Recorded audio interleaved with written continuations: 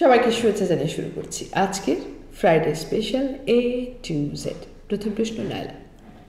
প্রথম প্রশ্ন মিমি, আমার ছেলে এবার এসএসসি এক্সাম দিত কিন্তু পড়তে চায় না বলে পরীক্ষা দেয়নি। এমনিতেই অনেক চালাক চতুর, তবে বাইরে ঘোরার নেশা এবং বয়সে বড়দের সাথে মেলামেশা করে। দিন দিন তার ব্যবহার খুবই বদলে যাচ্ছে, কিছু বললে চিৎকার চেঁচামেচি ও ভাঙচুর করে। কি করব বুঝতে পারছি না, পরামর্শ চাই। ব্যাপারটা কোনোভাবেই না আর হালকা পর্যায়ে নেই। একটা বাচ্চা পড়তে চায় না, পড়তে বেশিরভাগ বাচ্চাই চায় না, তারপরে আমরা মানে বোঝাতে হয়, বলতে হয়, কিন্তু অ্যাটলিস্ট পরীক্ষার পড়া সব বাচ্চাই কম বেশি পড়ে। আর সেখানে বাচ্চাকে পড়তে চায়নি এবং পরীক্ষা দেয়নি, এটা না খুব অবাস্তব একটা কথা মিমি। এবং তোমার প্রশ্ন এখানে যথেষ্ট আছে। তুমি বলছো কিছু বললে চিৎকার চেঁচামেচি করে, একদিনই কি একটা বাচ্চা চিৎকার চেঁচামেচি পর্যায়ে চলে গেছে? এসএসসি পাস বয়স হয়েছে, জেলে প্রত্যেকটা বাচ্চা যেখানে পরীক্ষা, সেটা ফাইনাল পরীক্ষা ক্লাস 6-এর হোক 7-এর হোক, সেখানে এসএসসি সেটা না দিয়ে বাইরে বড়দের সাথে মেলামেশা করছে, আর এখনো তুমি বসে আছো। ইমিডিয়েটলি কনসাল্ট এ সাইকিয়াট্রিস্ট। বাচ্চাকে একজন সাইকোলজিস্টের কাছে নিয়ে যাও। বাচ্চা কোন ধরনের সাহচর্য মিশতেছে, ওদের দ্বারা কিভাবে প্রভাবিত হচ্ছে, বাচ্চা কোনো ধরনের ড্রাগসে চলে গিয়েছে কিনা, সব কিছু তোমার জানা দরকার এখনই। এবং আমি জানি না বাচ্চার বাবাকে তুমি কতটুকু ইনফর্ম করেছো। অনেক সময় আমাদের অতিরিক্ত মাতৃস্নেহ অন্তঃস্নেহের মতো হয়ে যায়, সন্তানের সবচেয়ে বেশি ক্ষতি করে সেটাই। এখন ওর না বাবা তুই ছুটি নেই, তোর বাবাকে বলে দেবো, এটা না করে ইমিডিয়েটলি বাবার সাথে বসো, দুজন মিলে বাচ্চাকে একজন সাইকিয়াট্রিস্টের কাছে নিয়ে যাও। উনি বলে দেবেন তোমার বাচ্চা কেন এই ধরনের কাজকর্ম করছে। কোনোটাই ভালো লক্ষণ নয়, এবং শুভস্য শীঘ্র। ইয়েস। দ্বিতীয় প্রশ্ন নাদিয়া সুজাতা বলছেন, আমার বয়স 25, বিয়ে হয়েছে 6 বছর, 4 বছরের ছেলে আছে। অনেক চেষ্টা করেও স্বামীর সাথে থাকতে পারছি না, দিন দিন তিক্ততা বাড়ছে, তাই বাপের বাড়ি চলে এসেছি। ছেলে আমার সাথে কোনো কথা বলছে না, খুব মন খারাপ, কি করব বুঝতে পারছি না, পরামর্শ দিন। অনেস্টলি নাদিয়া, এখানে পরামর্শ কি, ব্যাপারটা কি, এটা অনেক দুঃখজনক। বাচ্চাটা তো 4 বছর, এই সময় তো বাবা মার সাথে হইচই করা, ঘুরে বেড়ানোর টাইম না। এই সময় বাচ্চাটাও কিন্তু বুঝতে পারছে, 4 বছর এমন একটা বয়স, মুখ ফুটে সেটা বলতে না পারলে ওর কিন্তু ফিল হচ্ছে, বাচ্চাটা বুঝতেছে যে বাসায় আর স্বাভাবিকত্ব নেই। এবং তুমি নিশ্চয়ই যখন ঝগড়াঝাটি করছো, এটা স্বাভাবিক। বাচ্চাটাও শুনছে, চিল্লাচিল্লি হয়েছে, স্বামীর সাথে কতটা তিক্ত হলে তুমি বাবার বাড়িতে চলে আসছো, তাই না? সো আমার কথা হচ্ছে কি করব, বাচ্চাটার দিকে তাকে আমি সব বলবো আরেকবার চেষ্টা করা উচিত। চেষ্টা করতে তো কোনো ক্ষতি নেই। যেই কারণে তুমি তোমার হাজব্যান্ডের সাথে একটু দুজন মিলে কোথাও গিয়ে বসে ঠান্ডা মাথায় আগে চিন্তা করো যে কারণে তোমাদের দুজনের মধ্যে মিল হচ্ছে না, সেই কারণকে আদৌ চেষ্টা করলে ওভারকাম করা সম্ভব কিনা। কারণ তুমি কারণগুলো কিন্তু লেখনি। এখন সেটা যদি শাশুড়ির কাজ, বাজে ব্যবহার হয়, সেটা অবশ্যই ওভারকাম করা যায়, সেটাকে ওভারলুক করে হলো বাচ্চাটা শেখে থাকা যায়। এবং আমি বলতে চাচ্ছি, এমন যদি কোনো কারণ, যে একটু কারণই হোক, যেগুলো ম্যানমেড কারণ, মানুষের তৈরি, সেগুলোকে আমরা যদি একটু ধৈর্য রাখি, একটু ওভারলুক করি, একটু এই মুহূর্তের জন্য দাঁতে দাঁত চেপে বাচ্চাটার ওয়েলবিংয়ের জন্য চেষ্টা করি, এবং সেক্ষেত্রে অবশ্যই দুজনেরই ইচ্ছে থাকতে হবে, শুধু একজনের হলে হবে না। এবং চেষ্টার জন্য দুজন যদি এগিয়ে আসি, সবচেয়ে ভালো কথা। অ্যাটলিস্ট যে হ্যাঁ আমরা তো, এবং দুই পক্ষই ছাড়, দুই পক্ষকেই দিতে হবে। আমি ছাড় দিব 16 আনা, ও দেবে না 51, সেটা তো হয় না। আমি বলবো এটা হচ্ছে সবচেয়ে বড় বুদ্ধিমত্তার কাজ হবে, যে আরেকবার চেষ্টা করে দেখা। কারণ একটা বাচ্চাকে নিয়ে এসছো, ভবিষ্যতে কী হবে? ভবিষ্যতে হবে আবার হয়তো এই হাজব্যান্ডের সাথে চাড়াচাড়ি হয়ে গেলো। তোমাকে তো একটা মাত্র 4 বছর বাচ্চা হলে মহিলাকে তো তোমার বাবা মা এমনি রাখবেন না, ওই আত্মীয় স্বজনের পাল্লায় পড়ে বাধ্য হবেন আবার বিয়ে দিতে। কে বলবে যে from frying pan to fire তুমি পড়বে না? প্রথম হাজব্যান্ড যেরকম ছিল, দেখা যাবে দ্বিতীয় তার চেয়েও আরও বেশি অন্যরকম প্রলয়ঙ্করী হয়ে গেল, হতে পারে। মধ্যে দিয়ে কী হলো, সঙ্গে আরও একটা বাচ্চাকেও সাফারার হতে হলো। সেই জন্যে বারবার আমি যেটা বলি যে একটু চেষ্টা করে দেখতে পারো। আর এর বাইরে আমি তো জানি না কী কারণে এবং তোমার হাজব্যান্ডের কোন ধরনের ব্যবহারের জন্য এত তিক্ত হয়ে এসেছো। সেক্ষেত্রে তুমি তোমার মা বাবার সাথে আলোচনা করো। মা বাবা কিন্তু একটা সুন্দর প্রস্তাব দেবেন। কোনো বাবা মাই চান না সন্তানের ঘর ভেঙে যাক, কোনো বাবা মাই চান না সন্তান আবার অসুখী জীবনযাপন করুক। অতএব বাবা মারা যেহেতু পুরো জিনিসটাই জানেন, দুপক্ষের ব্যাপারটাই জানেন, ওনাদের সাথে কথা বলো, ওনাদের কথাটাকেও একটু মাথায় নিয়ে বুদ্ধি বিবেক দিয়ে তারপরে সিদ্ধান্ত নেওয়া করা উচিত। বাট সবসময় মাথায় রেখো যে একবার একটি সুযোগ, হয়তো বদলে দিতে পারে একটা পুরো পৃথিবী, তাই নয় কি? ইয়েস। পরবর্তী প্রশ্ন সুচিতা দাস বলছেন, আমার মেয়ে ক্লাস 3-তে উঠেছে, এবার এক্সামে ইংলিশ আর বাংলায় খুব কম নম্বর পেয়েছে, একদম লিখতে চায় না, ঘরে পড়ে কিন্তু লিখতে চায় না, কি করব? এটা আসলে সুচিতা দাস কোন ক্লাসে পড়ে রায়লা? 3-তে। আচ্ছা, 3-তে পড়ে বাচ্চা তো, ওকে তো অনেক বেশি প্রেশার দেওয়া যাবে না। যত বেশি প্রেশার দিলেই একদম লেখা কাকা করে হবে তা কিন্তু না।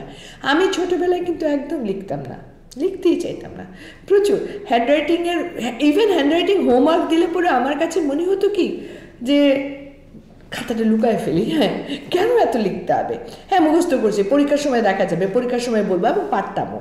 সো অনেকেই আছে এটা যে নর্মালি লিখতে চায় না, এটা আস্তে আস্তে অভ্যাসটা করাতে হবে।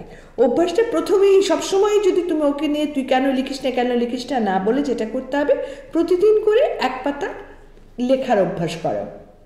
শ্রুতি লেখো না, তুমি বলতে থাকলে ও লিখলো, দেখি তুই তোর কয়টা বানান ঠিক হলো। তারপরে প্রতিদিন একদিন শ্রুতি লেখন করলো, একদিন হ্যান্ডরাইটিং করলো, একদিন একটা পদ্য লিখলো, অর্থাৎ লেখার অভ্যাসটা করাচ্ছ।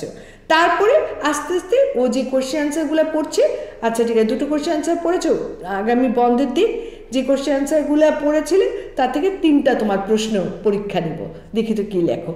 তুই লিখছিস না লেখা উচিত এটা বলা যাবে না। আমি কিন্তু যেভাবে বলছি হাতের লেখা পরিষ্কার করে কবিতাটা লেখাটা দেখবো, তারপরে প্রশ্নের উত্তর কীভাবে লিখেছে দেখবো, কিন্তু আসলে যে এটা দিয়ে তাকে লেখানো শেখানো হচ্ছে, লেখা প্র্যাকটিস করানো হচ্ছে, এটা হচ্ছে ওকে সরাসরি বলতে গেছে এভাবে একটু একটু করে তাকে স্পিড বাড়ানো যায়। এবং তার সাথে সাথে কী করতে হবে, বাচ্চার বয়স মাত্র ক্লাস 3-তে পড়ে, কিন্তু একটু বয়স করে ক্লাস 5-এ উঠলে দেখবা যদি তুমি আমি এখন যেরকম এরকম টুকটাক ওকে মানে লিখছিস না কেন লেখ না করে খেলার ছলে লেখা দিয়ে যদি তুমি এভাবে শেখাতে থাকো, তো এবার ক্লাস 5 পর্যন্ত গিয়ে তোমার আর কোনো টেনশনই থাকছে না। আর কিছু কিছু বাচ্চা এমনিতেও একটু লেখাতেও স্লো থাকে, কিছু কিছু বাচ্চা ওই যে আমি বললাম যে পড়তে পছন্দ করে, লেখাসহ পরীক্ষার হলে লেখে কিন্তু নর্মালি লিখতে চায় না। সুতরাং এক একটা বাচ্চা এক এক রকম। তুমি এখন কিন্তু তোমার বোনের বাচ্চা লিখে লিখে 5 পাতা ফাটিয়ে ফেলেছে, কিংবা তোমার বান্ধবীর বাচ্চা তার লেখা ও বাপরে তাকায় থাকতে ইচ্ছা করে, ওটা দিয়ে নিজের বাচ্চাকে কিন্তু বিচার করবে না কখনোই। সবাইকে যেটা বলি, প্রত্যেকটা সন্তানকে সন্তানের মতো দেখেন, তাকে অমুকের সন্তান বা তমুকের সন্তানের সাথে বিচার যত করবেন ততই কিন্তু সন্তানের, আমি বলবো যে অরিজিনাল যে প্রতিভা আছে সেটা কিন্তু বিকশিত তো হয়ই না, ওটা দুমড়ে মুচড়ে যায়। প্রত্যেক কিছু সম্ভব না। অনেকে তো বাহাতে কাট করে লিখে ফেলতে পারে, আমি তো বাহাতে নিজের নামও লিখতে পারবো না। তাহলে এখন যে বাহাতি তাকে যদি প্রতিদিন বলা হয় কেন লিখিস না ডান হাতে তো কিচ্ছু লেখা হয় না, কাকের ট্যাং বাগের ট্যাং, ওকে পারবে? এরকম প্রত্যেকটা মানুষের না এক একটা কোয়ালিটিস আছে। হয়তো তোমার বাচ্চা পড়াশোনা খুব তাড়াতাড়ি মুখস্থ করতে পারে, হতে পারে না, তো একটু একটু করে এনকারেজ করবা, বাট কোনো ধরনের জোরহাত করে বলি তুলনা করো না, অ্যাটলিস্ট মানুষের সঙ্গে নয় প্লিজ। ওর তুলনা ওর সাথেই হোক না, দেখবে জীবন পাল্টে গেছে, তোমার আর এত টেনশন করতে হচ্ছে না। All the best. ইয়েস। শেষ প্রশ্ন শিপু আক্তার বলছেন, আমার ছেলের বয়স 6 বছর, হাজবেন্ড নেই, MSS পাশ করেছি, সেরকম কোনো জবও পাচ্ছি না, সন্তানের কথা ভেবে আমার কি করা উচিত? সন্তানের কথা ভেবে তোমাকে ডেফিনেটলি নিজের একটা আইডেন্টিটি তৈরি করা উচিত। শুধু সন্তানের কথা ভেবে নয়, নিজের কথা ভেবেই। তোমার হাজবেন্ড নেই তুমি বলেছো না, বা বাচ্চা অলরেডি বয়স হয়ে গেছে 4 বছর, 6 বছরের বাচ্চা তোমার আছে, তো এই যে আজকে তোমার কিন্তু অসহায় লাগছে না, কি করবে? তোমার যদি নিজস্ব একটা আইডেন্টিটি থাকে তাহলে কিন্তু এতটা অসহায়ত্ব লাগতো না। সবার আগে নিজের আইডেন্টিটি তৈরি করো, যে আইডেন্টিটি নিয়ে সন্তানকে একটা সাহস দিতে পারবে, ও কখনো নিজেকে অসহায় মনে করবে না, কারণ ও জানবে যে আমার মা আমার পাশে আছেন, আমার মা একটা কাজ করছে। ভবিষ্যতের কথা ভবিষ্যৎ বলে দেবে।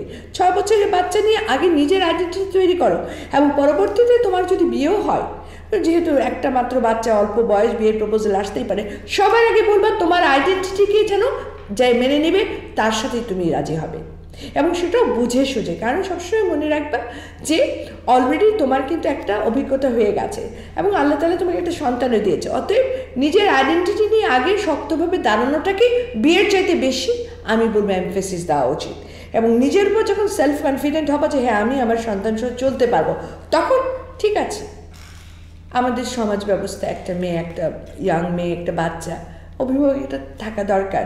ডেফিনেটলি তখন বিয়ে নিয়ে ভাবতেই পারো, বাট সেটা কখনোই নিজের আইডেন্টিটি প্রতিষ্ঠার আগে নয়। এবং ওই যে বললাম, বিয়ে হলেও নিজের আইডেন্টিটি থেকে নড়বে না, এই প্রতিশ্রুতি দিয়ে যারা পাশে দাঁড়াবে তার হাতকে বেছে নেওয়াটাই হবে বুদ্ধিমানের কাজ। তবে ডেফিনেটলি আমি বলবো সেটা অ্যাটলিস্ট আরও বছর 2-1 পরে। MSS পাস করে তো এত তাড়াতাড়ি ঘাবড়ে গেলে চলবে না তো। চাকরি পাচ্ছি না বলে না, আসলে চাকরি সেভাবে তুমি খুঁজছো না। হ্যাঁ, এখন বাংলাদেশ যত আস্তে আস্তে উন্নয়নশীল দেশ থেকে আরও উন্নয়নের দিকে যাচ্ছে, তো অনেক ভেন্যুজ খুলে যাচ্ছে। তুমি লিঙ্কডইনে প্রোফাইল আপলোড করো, তুমি যতগুলো বড় বড় কোম্পানিজ আছে যেখানে সাথে তোমার MSS সাবজেক্টে জড়িত তাদের ওয়েবসাইটে চলে যাও, কিন্তু ঘরের মধ্যে পৃথিবী, তাই না? সেখান থেকে মেলে পাঠাও তোমার CV। তুমি বাংলাদেশ বেশ কিছু অনলাইন পোর্টাল আছে যারা চাকরির দরখাস্তগুলো নেয়, সেখানে যোগাযোগ করো। BD জবস আছে, জব ওয়ান আছে, ওদের ওখানে তোমার CV ড্রপ করো। তুমি প্রত্যেকটা বড় বড় কোম্পানিতে মেল পাঠাও, একটা না একটা অবশ্যই লেগে যাবে। এছাড়া পরিচিতদের সঙ্গে তো নকিং আছে। পাচ্ছে না বলাটা সব ঠিক না, এই মুহূর্তে পারবে, বাট আমি জানি খুব শীঘ্রই তুমি একটা ভালো চাকরি পাবা ইনশাআল্লাহ। হাজার নয়, সবাই ভালো থাকবেন, সুন্দর থাকবেন, সুস্থ থাকবেন। আল্লাহ হাফিজ।